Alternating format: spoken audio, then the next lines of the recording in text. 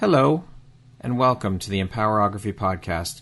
This is a platform created for women's voices to be heard and a place to share their stories, journeys, and successes with the world for the purpose of helping other women who might be on similar journeys. We are empowering women one episode at a time. I'm your host, Brad Walsh, so kick back, grab one of your favorite beverages, and enjoy the stories.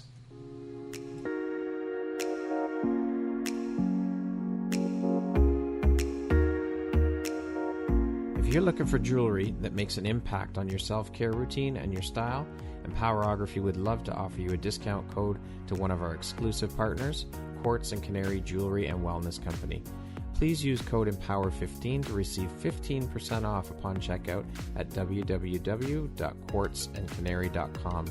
Quartz & Canary is truly the place where spirituality meets style. Hello there, Brad Walsh here, your host of the Empowerography Podcast. Today, my guest is Christine Handy. She is a best-selling author, a breast cancer survivor, a motivational speaker, and a model. How are you doing today, Christine? I'm super. Thanks for having me on. Thank you so much for taking the time out of your day to be here and share a bit about your story and your journey with us here in the Empowerography community. I appreciate you taking the time, and I appreciate you. Thank you. So, Christine, as I mentioned, you're a best-selling author, a breast cancer survivor, you're a motivational speaker, you are a Fox News breast cancer expert, a humanitarian, a model, and certainly last but not least, a mother. How long did you work in the world of modeling? Or how long have you been working in the world of modeling? Sorry. So to date, I've worked in the modeling world for 40 years, other than probably 7 because of cancer and a couple other illnesses. So subtract the 7 in between. And I've worked, since I was 11 years old. Wow, that's quite the extensive career. That's for sure. Yeah, I do love it. It's kind of like going home for me. So I do dabble. I still work for an agency and I do some here and there. Of course, that's not my bread and butter, but it does make me feel kind of like I'm home. Excellent. Now, I know you worked on some campaigns with some pretty well-known and big brands. Can you talk a bit about your experience as a model and working on these big campaigns? Sure. Yeah. When I started modeling at 11, I was in St. Louis, which is where I'm from. And then ultimately I moved to Dallas to be in a bigger market. And then from Dallas, I moved to Barcelona to work in international. I worked for Elite Worldwide. Okay. And so, I think my biggest campaign was Guess. I was a guest model after Claudia Schiffer. And I did other, I did big campaigns for Target and J. Crew. And, I was kind of like JCPenney's go-to girl. So I did billboards and newspaper, which we did a lot of newspaper ads back then, and their catalogs and things like that. So I would say JCPenney was one of my biggest clients. Guess is a pretty damn big one too. That was one of my biggest PR. But as far as money, JCPenney, I feel like employed me for a lot of years. So that was great. I was definitely a catalog model. Okay. Very cool. Now, you've been through hell and back and have overcome a hell of a lot personally. I know you have one heck of a story with regards to your struggle and your journey in dealing with breast cancer. Can you speak a bit on your story as a breast cancer survivor? Yeah. So 2011, I was 40 and I had an arm injury. I'm going to go back a little bit. Sure. And had an arm injury, which, I had surgery and it was a torn ligament, which shouldn't be such a big deal. It turned into a monster problem. And after months and months and months of an undiagnosed and misdiagnosed infection, my right arm was fused. It was fully fused. So a full fusion of my right arm means that they took out my wrist and put a cadaver bone in and a cadaver Achilles tendon and then bone grafted it. Wow. So, it's a tremendous story. It was a tremendous experience, and it's been tremendous pain since that date. Going back, I was living in Dallas at the time, and when the doctor botched my arm, I ultimately went up to New York City to a surgeon up there, and he was the one that repaired as much as he could and fused my arm. And I was in New York for my 6-week post arm fusion surgery. Now, let me repeat that. I'm in New York City at a hotel, about to go see a doctor with a cast on my arm from my fingertips to my shoulder. I've just had my arm fused and I'm trying to figure out, as a 40-year-old woman, How am I going to drive? How am I going to do laundry? How am I going to take care of my kids? How am I going to live the rest of my life now disabled, right? And it's my dominant arm. And I'm in the shower in the hotel. Well, I'm trying to take a shower in the hotel, and I notice that they don't have any liquid soap. And so I call down to the desk and I say, can you guys send me up some liquid soap? And the hotel in New York is like, absolutely not. We have no liquid soap. And what I had done for the previous 7 months when I was constantly in casts was I would hang my arm out of the shower and I would just pour liquid soap over my shoulder. And that's how I would really wash my body. Right. And so I'm in this hotel in New York City and I'm frustrated. I'm in pain and I'm trying to figure out how am I going to, be now disabled in my right arm. And I took a bar of soap and I'm trying to wash my body and I felt a lump in my breast. Oh, man. And quite literally 5 days later, I'm at home by myself and I get a call that I have breast cancer. And I literally don't remember anything from that day other than that call. Jeez. So subsequently, I went through 28 rounds of chemo, which is 15 months of chemotherapy. And to date, as in 2021, I've had 23 non-elective surgeries between my arm and the breast cancer.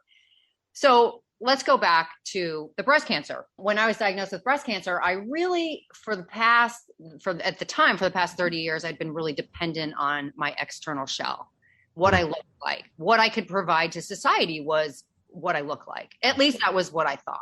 And so my value was completely wrapped up into what I thought society's value of me was. And so at that time I was like, oh my gosh, I'm going to lose my hair. I'm going to lose my looks. I'm going to use my value, so to speak. Yeah. And so not only was I diagnosed with obviously a mortal, fatal disease. Mm-hmm. And I had a doctor tell me my percentile chance of survival, which, by the way, I think doctors should never say, because that steals joy and hope in your life. For sure. Because God is the ultimate physician. And he's the one that, we're on his time schedule, not a physician's. And so I start to go through chemotherapy and I'm thinking to myself, I have zero self-esteem. I have no worth in this life. And so I really wasn't fighting at that point for my life because I thought my life was over because of that dependency on society and culture and beauty and external facade.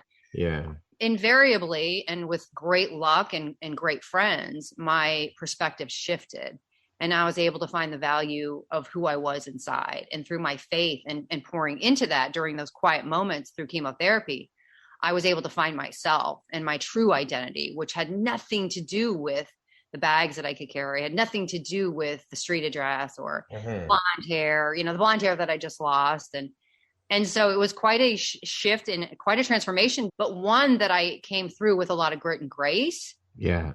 And the reason I say that is because, how we go through those life altering traumatic events can change our perspective for our whole future. For sure. And so fortunately, I had a lot of courage and I had a net of women help me. And so that really propelled me into doing what I do now, which is try to help other people. Amazing. I mean, if anything's going to shift your mindset, it's going to be something that's life altering for sure. Yes. Wow. Now, again, this was obviously, as you mentioned, a very life altering experience, which led you down a completely different path in your life. How have these experiences helped shape the Christine you are today, do you think?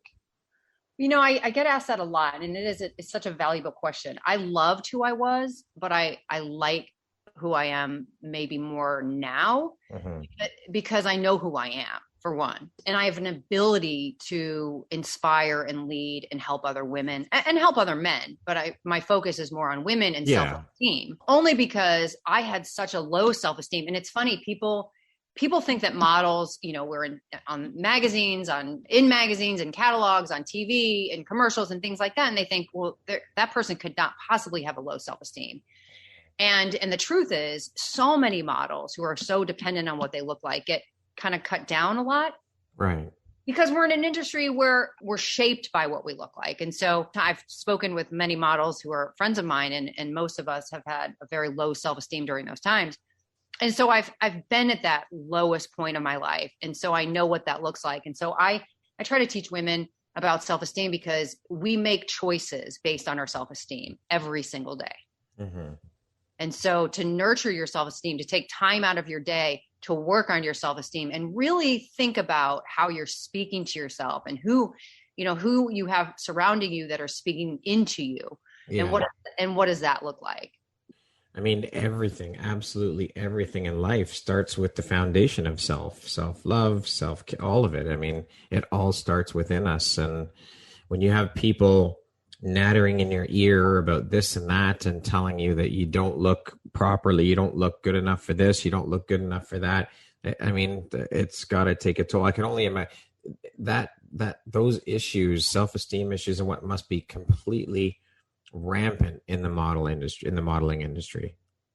Yeah, I think so. I think somebody gave me this story, and I think it's so true. If you walk into a party and you notice the prettiest girl or the prettiest, the most gorgeous guy in the room, most likely you're not going to go up to them. And that's true of most people. And so typically those people are very lonely. Yeah, for sure. So, yeah, but we as a society don't think like that. No, we don't. We don't. So, Christine, I'm sure there are so many people, had they gone through what you've been through, they would have just laid down and not fought and given up, as you said at times you wanted to. This, I think, speaks volumes to who you are as a person. Where did you find the courage and the strength to keep going and keep fighting? And what was your motivation? I mean, there must have been times where you just wanted to give up and that's it. How did you overcome those times? How did you get through? I know you said that you had a network of people to rely on, but what else did you do to get through that? I did have a good team of women stand by me, and I had good family and incredible friends. And what they did was not only did they help me physically, they helped me emotionally and spiritually. And so when they poured into me and taught me more about faith and really standing strong on, principles in the Bible, then I was more able to, in those moments alone, because people aren't around you all the time. Right. There's tons of time when you're going through trauma and pain and surgeries and chemotherapies where you're by yourself. And so during those moments when people weren't pouring into me, I was trying to pour into my faith and figure out what did that mean for me. Mm-hmm. And so I think if I did not have an understanding of what faith and spirituality meant and of God, then I don't know how I would have gotten through it. And even to today, because, even last year I had another surgery and another devastating illness, and I'm in constant pain from the fusion on my arm. And so I still, each and every day, I have to have a foundation. Yeah. And what my foundation is faith and God and what everybody worships something, right? Yeah. We got to figure out what we worship. Right. And what I was worshiping prior to all these illnesses was things and stuff, but it turns out you can't take it with you. Yeah, that's right. There is no U-Haul behind the hearse. And when no, and there's probably not enough room in the grave, in the hole in the ground. Right. And so what I took from all of that trauma was, wait, this is an opportunity not to just show people when I'm going through the trauma, what it looks like to have courage, but also after what it looks like to have courage. Because people are watching. People are watching. People are watching you every day, and how you react is the only control we have. True. So did you also, I got to ask then, did you also find out who your true friends are? Because they say it takes experiences like that to realize who your true friends are. So I didn't have to eliminate a lot of people, which I think says a lot about who I chose. Yeah.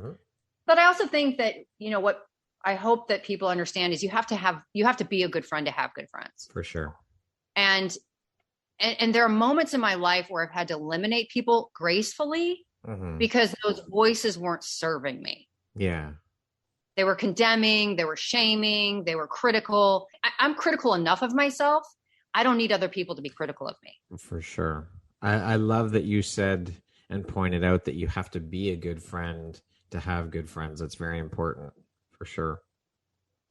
Right. We can't just expect people to show up and take care of our kids and take care of us. We have to. No, exactly. I don't mean, it's definitely not transactional. That's not what I mean at all. Yeah. And it's not about, if you do this for me, I'll do this for you at all. Yeah. Yeah. Now, you say your personal motto is there is always purpose in pain, but we have to be willing to share the story, which you have done exactly that. You wrote a book about your experiences. Can you tell us a bit about the book, the title, when it was released, and all that good stuff?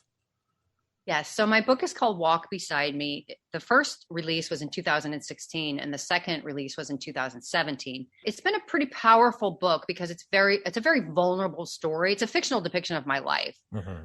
But I put a lot of interesting things about myself that weren't very flattering. And I think it's those pieces of that puzzle that touch people's lives because, there's no reason for me to get up on stage and be on podcasts and say, you know what, my life, I've had these moments of trauma, but I have this great life and I have these great friends and I have all this going for me, because that's not true. Right. Right. That's just a filter on social media. Yeah. And it's the vulnerability and the sharing of the really dark moments and the deep moments where people really say to themselves, okay, I'm not alone. Yeah. I'm not the only one that feels this bad. Mm-hmm. And that's how we can really touch somebody's life. For sure. It's like it gives others permission to stand up and share and tell their stories. It does. And it gives people, literally, it gives somebody permission to say, I'm just not alone in this world. Yeah, exactly. Which is so important.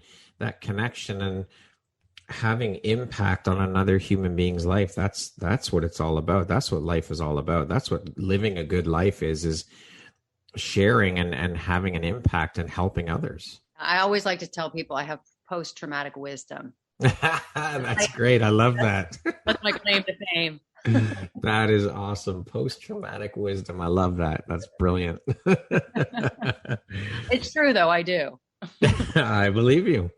So was the process of writing your book incredibly cathartic for you? I mean, how did you find that process of putting your story into words on those pages and sharing it with the world? It was quite intimidating, to be totally honest, because it was such a long story and I wasn't sure what to put in and what to keep out, because a story can't go on forever in a book. Right. And so I had to be very careful about what I put in, meaning there was too much content. Mm-hmm. And so that process was very difficult. But on the other hand, I had a lot of content to use. Right. And so it kind of worked for me and worked against me. And ultimately, I wrote a story that was about 120,000 words. And I hired editors this is a great story. I hired two editors, one from New York and one from California. And neither of them knew my name. They couldn't look me up on social media. They couldn't look me up on anything. So they had no prejudgment. Okay. And they both sent the manuscript back in kind of the same time frame. And both of them had taken out 7 different chapters, and almost every single piece of content that they said, this story doesn't need this, was exactly the same. Wow. And so they're which by the way is very humbling, because you have your story and you're like, wait, I need that in my story. And, mm-hmm. and when both of them confirmed that those chapters, and those are big chunks, right? Yeah. That those chapters didn't push my narrative forward, then I was comfortable enough taking those out. Mm-hmm. And so, the process of writing a book is challenging, but so many of us say, I want to write a book. My story should be on paper, and they should. Mm-hmm. But it's really the courage to say, okay, I'm just going to start. I'm going to start with an outline. I'm going to start with a typewriter, or pen and paper, computer, whatever it is. And I'm just going to start wherever that leads me. I'm going to take a stab at it. And that's just kind of what I did each and every day when I, stood in front of my computer going, what do I write about? How do I write this? I kept writing. Mm-hmm. So I think it's courage. I think that holds true with many, many things in life, though. I mean, starting a business or going on a trip, or for certain people, I mean, it takes courage. You can talk about it all you like, but that isn't going to get it done. You just got to do it. That's it. Just jump in. Skip the fear, face the fear, and just do it. Yeah. And I think one thing that for me, and I know for other people, they're afraid of failure. And so was I. Yeah, of course. But absolutely. But you fail if you don't put it out there. That's right. And failing is how you learn. Exactly. That's just, you have to, you're going to fail. It's inevitable. That's part of life. And I guess the difference is whether you pick yourself up, dust yourself off, and try it again, or you just give up. That's the difference. You just got to keep going, keep trudging forward, keep pushing, and just do it. Stop talking about it and do it. What's funny, because from a in general, this is just a general term, but most people are very enthusiastic in the beginning of a project and very enthusiastic in the end. But a lot of people quit in the middle. And so if you know that, and you know that a ton of people quit in the middle, then just keep going because you're ahead of the odds. Yeah, 100%. And I mean, I've seen a meme. I have a friend of mine sent it to me, and it's got two guys and they're digging for diamonds. They both got pickaxes, and one is so very close, and he drops his pickaxe and he walks the other way, and the other guy keeps going, and you can see how close the guy was to get to breaking through. And it's just basically saying you never truly know how close you are to moving to that next level. So just keep pushing, keep doing it. Right. What a great story. Now, I also heard that your book is being turned into a film. Can you talk a bit about that whole thing and how it came to be, the name of the film based on your book? What's it going to be called? Can you give us any details on any of that? Sure. So my book is being called, the film version is called Willow, the feature film. Okay. And Willow is the main character in my book. Mm-hmm. And so they took that from there. It was supposed to start filming last May. Of course, COVID hit. Yes. Damn COVID. not recently May, the year before. Yeah. And so, Hollywood's coming back, but it's taking time. So yeah, the project is in the works. It really is a depiction of my story, which is amazing because a lot of times books be made into films. Yeah. And they change a lot of it. Right. And so I'm very excited about the script because it mirrors my book very closely. Mm-hmm. That's got to be incredibly fucking surreal for you. Like, how did that even happen? How did it come to be? Well, the last chapter of my book in particular, I really wrote it to be the ending of a film because I always had hopes and dreams of it becoming a film. Uh-huh. And I really didn't tell people that necessarily. And so right after it was published, about a year after, an entertainment lawyer approached me and we had some really interesting talks for a few months, and then that fizzled out. And I just said to myself, you got to keep going. And it just wasn't the right time. It's not your timing, it's God's timing. And so about a year after that, I live in Miami, and a group out of Miami approached me and they said, we're going to start pumping PR into who you are and what you stand for. And then we're going to announce a film. And I was like, okay, well, who wouldn't sign up for that? Yeah. You'd be foolish to say no to that. Give me the contract. Yeah. And so they did. They spent a couple months of, we made videos and they promoted me, and it was great. And that was fun. And they were really a great team of people to work with. And then they had hired somebody to write the script, and the script had nothing to do with my book. Mm-hmm. And I literally said to them, how did you make a sci-fi film screenplay out of my book? And they came to me and they said, well, Hollywood's really going towards sci-fi and this and that. And I just said, I can't be a part of this. Wow. Sci-fi from my book. So ultimately that part of the chapter closed. Yeah. And then about a month after that closed, a gentleman from Boston who is a Oscar award winning screenplay writer approached me. And he said, my wife was gifted your book. I love it. I want to write a screenplay on it. I get paid, almost $1 million a screenplay, and I'm not going to charge you anything because I just want to be a part of this film. And so I was like, okay, I will sign the contract for this. Yeah. And I hired a great entertainment lawyer, and we've got a deal, and he wrote the screenplay, and he's been kind of charging this whole project, and it's been great.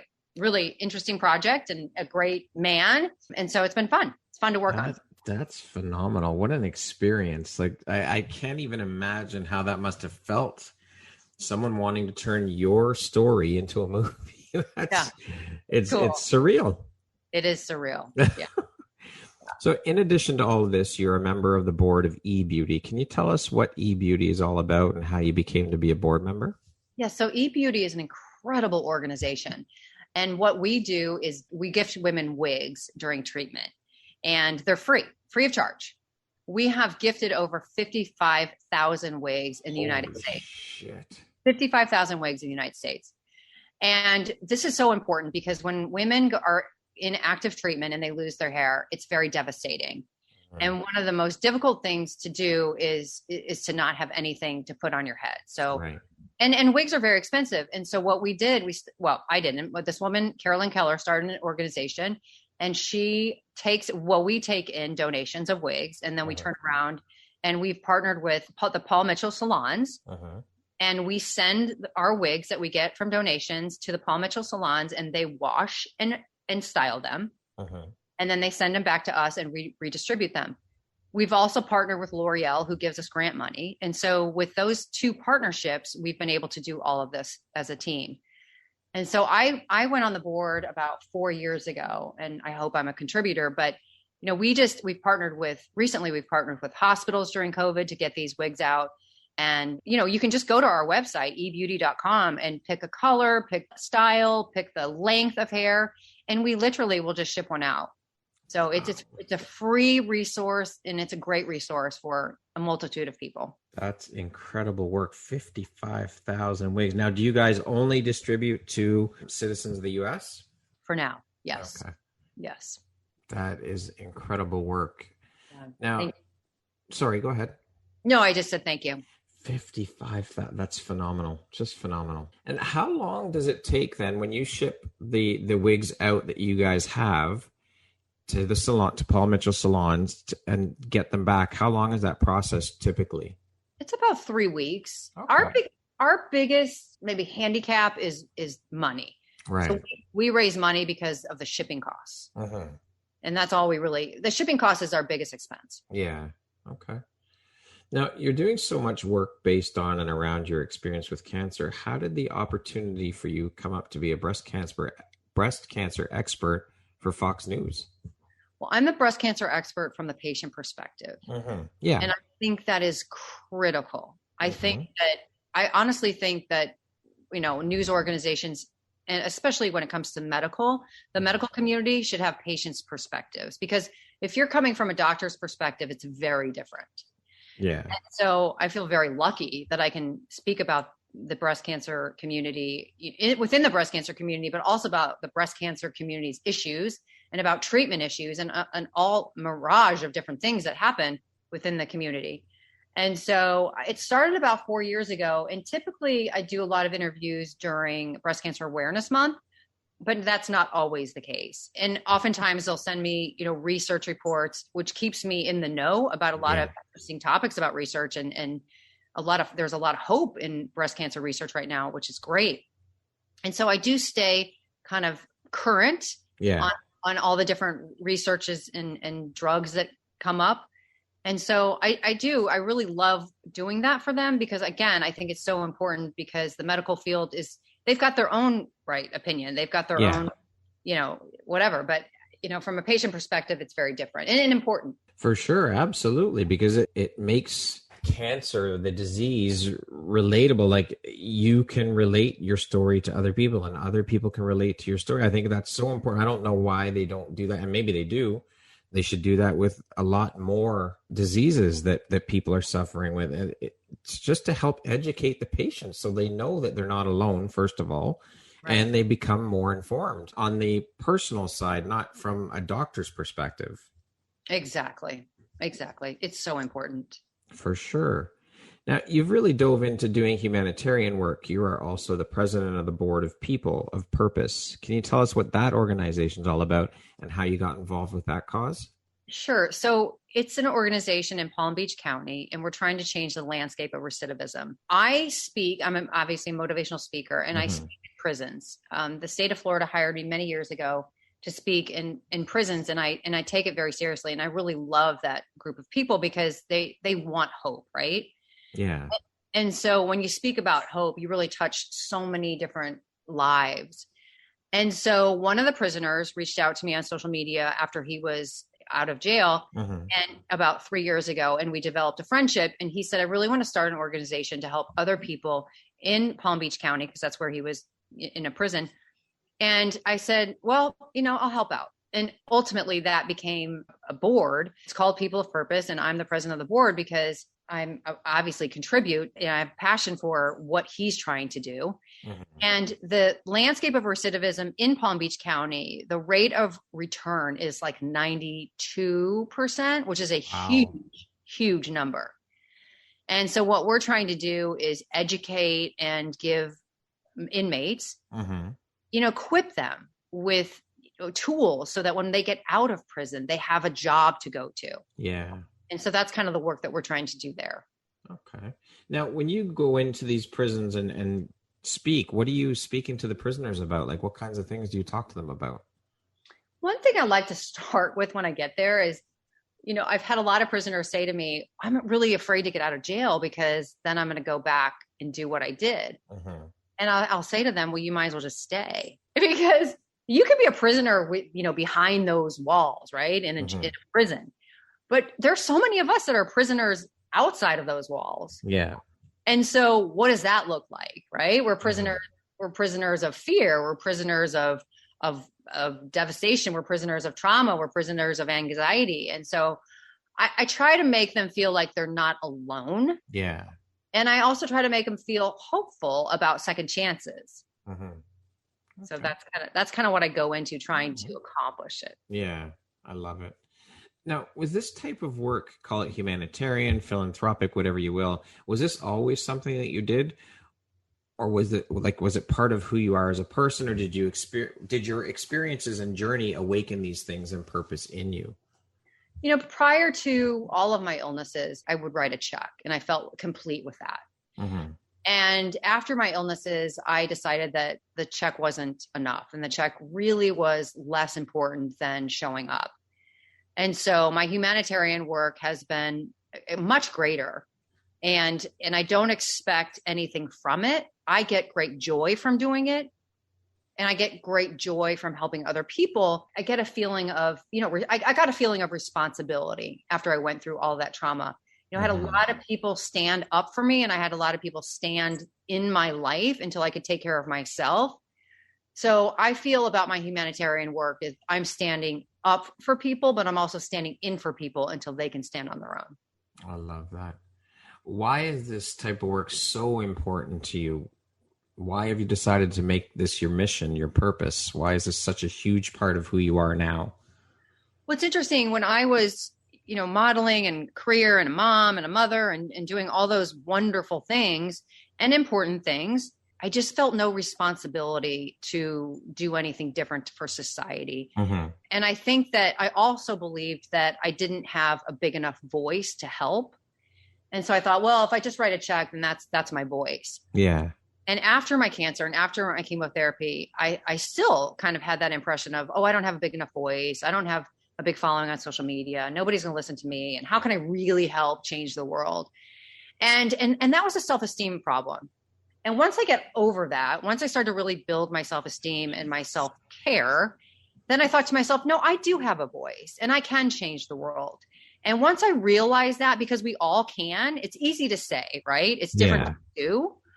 But once I had that internal prowess, so to speak, and I started to work on humanitarian things, I realized how big of a voice every one of us has. And I started to pour into it more. The better my self-esteem, the more I poured into it, because I was like, wow, if I can help one person, I can help 10 people. And if I can help 10 people, I can help 100 people. And it just kept multiplying. Amazing. I think that's a big problem for people, is they think, well, what can I do? I'm only one person. How am I going to make a difference? And that's a big thing for a lot of people. And that's why I think that's part of the reason why a lot of people don't jump on board and do things, because they think, I'm just one person. What difference am I going to make?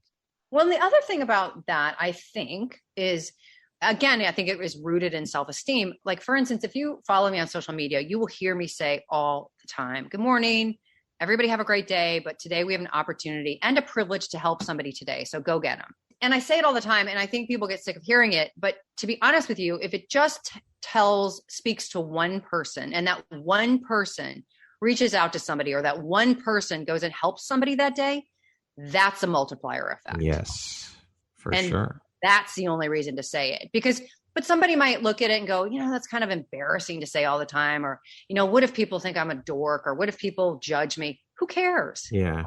Let them judge you. Yep. It's not personal. That's their heart. That's right. And other people's opinions of you don't fucking matter anyway. It's none of your business. People are so dependent on other people's opinions.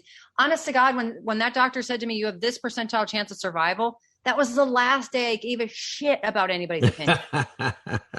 Good for you. Including his. Good for you. His. Good. Yeah, exactly. What inspires you the most about all the work you're doing? And this doesn't, in my old self, I'd be like, oh, this is prideful to say. I inspire myself because I live in constant pain, and it is torture. I grind my teeth. It's hard to sleep. I mean, there's so many other physical side effects to chronic pain. And I get up each day, and my mission every day is to serve other people. How can I serve other people? How can I get somebody to not go through as many hoops as I went through, all the trauma I went through? How can I stop them from having to go through all that trauma to figure out, what life is about, which is about serving and loving other people. And so, at the end of the day, and I checked my list off, like how many people was I able to serve today, then I can sleep better at night. And I don't know what other people's processes are. I read books about other people. I'm motivated by other people, but I know what my process is. And I know that I motivate myself. And I'm just going to continue to do that until I take my last breath. Listen, yeah. I have moments of fear of getting cancer back, but I don't live my life in fear because I know that every single day I'm doing my job, and my job is to serve humanity. And at the end of the day, if I get cancer back tomorrow, or if tomorrow's not promised to me, I'm okay with that because I did what I was supposed to do. Wow, that's incredible. Amazing. You are an incredibly resilient and inspiring human being and woman, and just amazing. Absolutely amazing. I think I just have a lot of grit and grace. I love that. I love that word grit. You're the second person today to use that word with me. I love that word. I mean, for me, I live on God's grace each and every day, especially his mercies because of my chronic pain. And so if I can be graceful in this world to other people, but grit and grace, they go together because you can't get through life with just grace. You have to grit your way through it as well. For sure. To date, what would you say is your biggest high or your greatest win? I would say, gosh, I have so many personal wins. I would say the level of my self-esteem is my greatest win. Each and every day I wake up and I'm proud of myself and I feel good about myself. That's my greatest win. I love it. What do you think your unique skill set or superpower is that's helped you become successful? I think my determination. I have overcome more things and things that we haven't even talked about on this podcast. And I am determined to not only survive it, but to thrive through it. Mm-hmm. Because I think all those moments when you are going through such trauma, those are such teachable moments to other people because they're watching and they want to see how you react to it. For sure. And if I can react with courage, then that gives other people courage. Courage and strength, grit and determination. Yeah. Speaking of success, how do you define the word success? What does that word mean to you? I mean, I don't really define it like the world defines it. I define it by my relationship and my measure with God. And so my success is based on, not just, it's not about doing, right? It's about, it's not about doing, it's about being. Yeah. And so that's my measure of success, but it's great. Like I go to Harvard, I'm getting my master's degree, my book's becoming a film and all those things are flowery and fluff. And it's I don't mean to, I'm not dismissing my achievement. Yeah, no. But those are moments in time, and those are seasons in our life. Mm-hmm.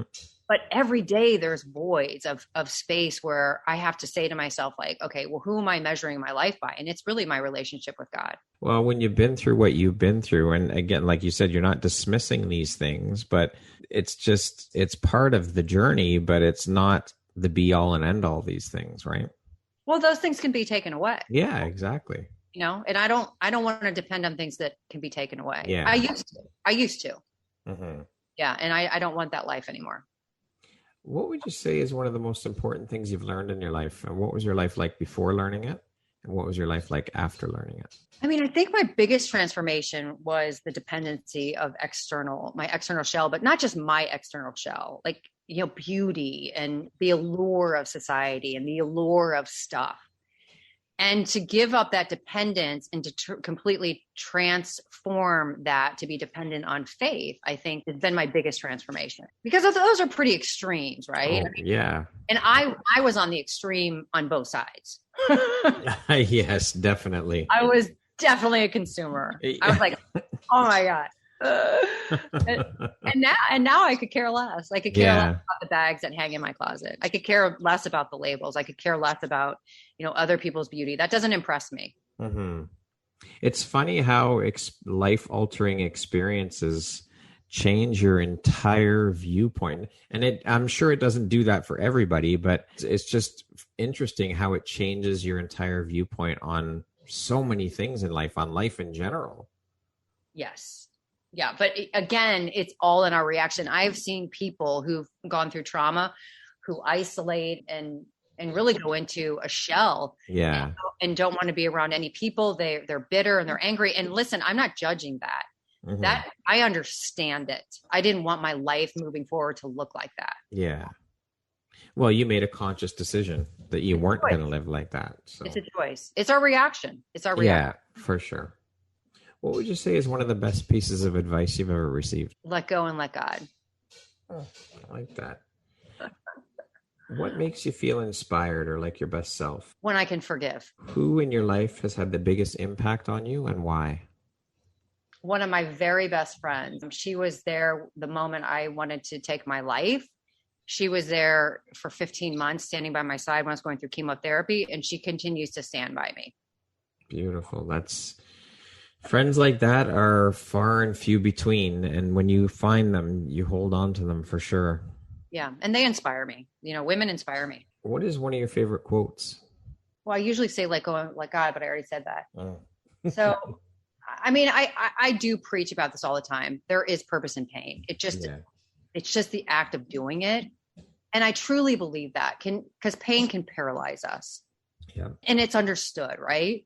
Mm-hmm. But if we can look at it in a different light and say, okay, there's going to be purpose in this and be vulnerable about it, then I think, that speaks to people. And so that's probably my favorite quote other than let go and let God. That also goes back to mindset. You have to have that mindset. You have to shift your mindset to get into that zone. But I don't think I realized that when I was younger, because I don't think I had ever been taught that. Yeah. And so I think what people listen to, and it's so important what we listen to, what podcasts, what on TV, what's in front of us and who we surround ourselves with, because we can learn every day. Like somebody's going to learn from this podcast. And I wish I had learned that. Yeah. Much younger. Well, you know it now, and that's all that matters, right? We can't go back. So you just keep moving forward with those lessons and carry them with you and teach them to others along the way. Yeah, exactly. Christine, what does the word empowerment mean to you? Well, from a visceral perspective, I just took in a very deep breath and kind of let it out, because empowerment feels like courage to me. Uh-huh. And I think we can empower ourselves and we can empower other people. And I think it's courage. Okay. What is the most recent investment you've made in yourself? Recent. Well, I did actually, this is an interesting one. Probably nothing you've ever heard. I did take back a couple commitments that I just made because and that is an investment to myself, because yes. I was finding that it just wasn't working. It was too much. Yeah. So you're absolutely right. That is a personal investment. 100%. Yeah. Taking a step back. Yeah. You're looking after you. Exactly. Which is the most important thing. You need to do that. We all need to do that in order to serve others and impact others and help others. We got to start with ourselves. You have to look after yourself first. Exactly. Okay, we're gonna start a little rapid fire section here. So the next group of questions just be 1, 2, 3 word answer type things. Okay. Okay. How would you describe yourself in one word?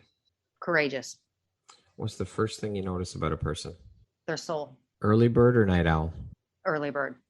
Money or fame? Fame, I guess. But that's not fair. That's not fair. And the reason I say fame is because if I'm ever famous, it's because I've touched lives. Yeah. If you could teach the world one thing, what would it be? Self-care. What's one thing you want but cannot buy with money?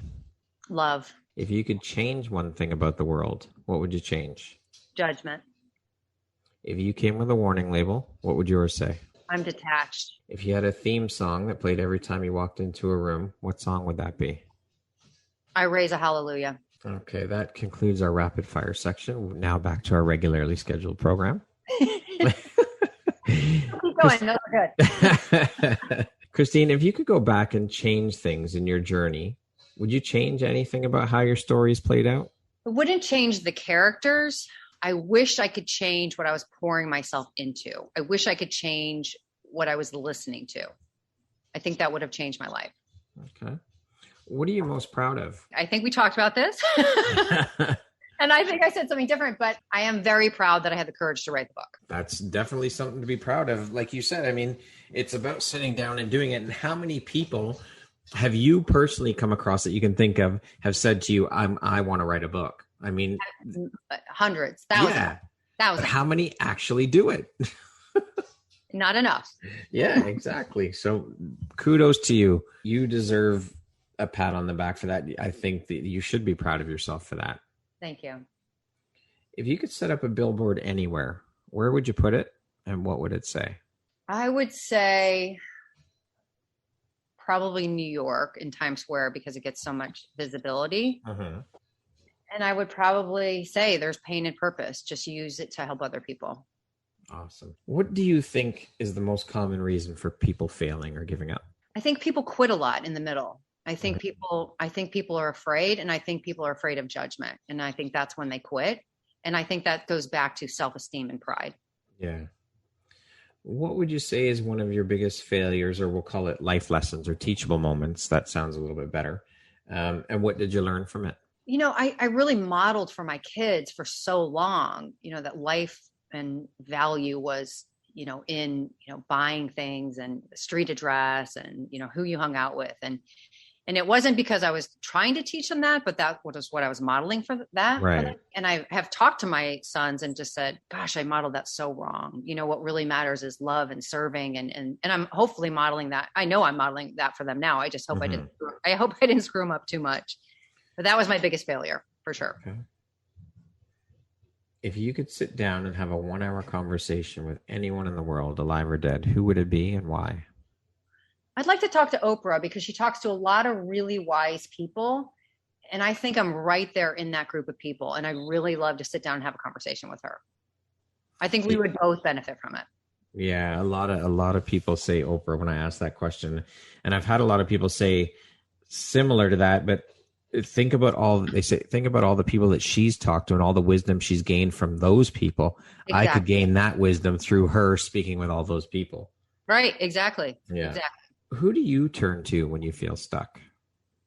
I turn to a lot of podcasts. Yeah. I mean, I do have a network of friends that I speak to, but you know, people are busy and people have lives and I can't always get in touch with them. So I listen to different podcasts and typically they're preachers. And I take a lot of time out of my day to pour into different people preaching. Okay.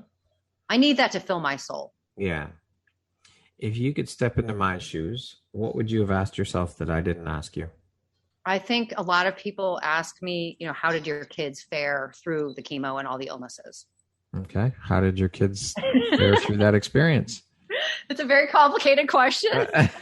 I'm sure it is. I think in the beginning it was easier than the end. I think that trauma affects the whole family. Yeah. And they were young. They were 11 and 13. And I think if they were open to having therapy, which they weren't at the time, they, you know, said no.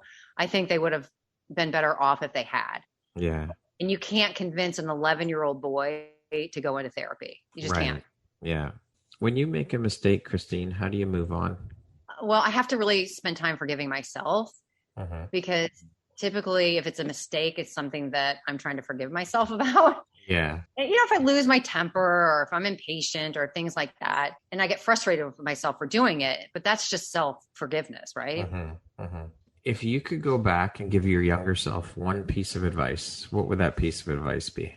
You know, we got this. I can take care of you. I will. And it's funny that you said that because I have a picture of me as a child in my bathroom in front of my mirror. And I look at that picture often and I say, I got you. We're good. I will take care of you. I love that. And I think that's amazing. I think we could all take a lesson from that and do that. Yeah. I think everybody should. It's for sure. So powerful. I'm sure. Christine, lastly, if you were to deliver your last 30-second speech to the world, what would that last 30 seconds sound like? Prayer changes lives. Pour into your faith. Amazing. This conversation, honestly, Christine, it's been so incredible and inspirational, and you are a true inspiration. Your story, what you've been through, your experiences, your struggles, and all the work you're doing now is just an incredible testament as to your character and who you are as a person. Thank you so much for being part of the Empowerography community and sharing your story here and your journey, and for being part of the Empowerography community. I'm very happy to have you as a member of the Empowerography community and honored. So thank you so much for taking the time to be here and share today. Thank you for sharing my story. It means a lot to me because I do hope that it can help other people, inspire them. I'm sure it will. Once again, my name is Brad Walsh, host of the Empowerography Podcast. Today, my guest has been Christine Handy. She is a best-selling author, a breast cancer survivor, a motivational speaker, and a model. Thank you so much, Christine. I hope you have an amazing rest of the day. Thank you.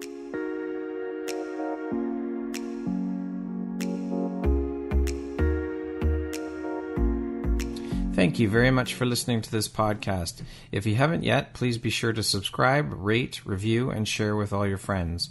You can find me at viseuphoria.ca and follow me on Instagram at Empowerography Podcast and on Facebook at Empowerography. Please join me next time for another inspirational story from yet another amazing woman.